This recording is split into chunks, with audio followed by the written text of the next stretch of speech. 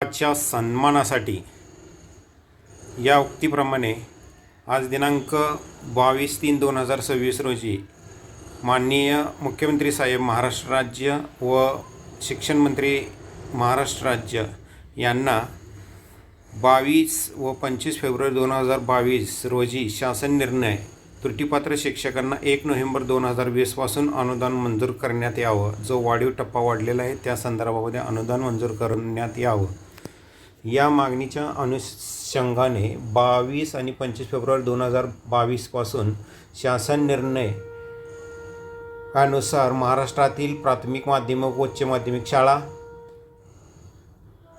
23 February 2023 रोजी पात्र झालेल्या आहेत, परंतु शासनाने दिलेल्या 22 व 25 फेब्रुवारी 2022 शासनानुसार त्रुटीपात्र शिक्षकांना 1 नोव्हेंबर 2020 पासून अनुदान मंजूर होणे अपेक्षित होते, परंतु त्याची अंमलबजावणी आत्तापर्यंत झालेली नाही. अनेक शिक्षक रिटायर होण्याच्या उंबरठ्यावर आहेत. दप्तरी दिरंगाईचा फटका अशा शिक्षकांना बसलेला आहे.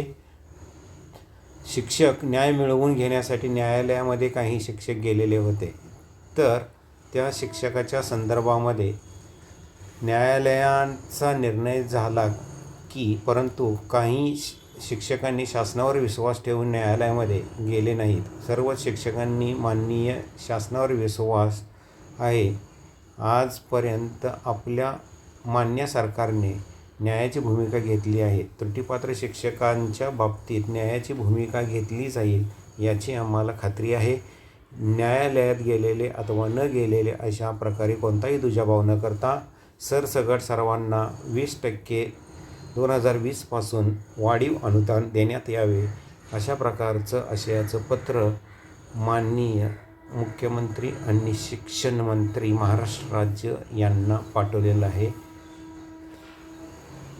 शिक्षक भारती ज्युनियर कॉलेज शिक्षक संघटना सोलापूर यांच्या वतीने जिल्हाध्यक्ष शाहू बाबर. धन्यवाद.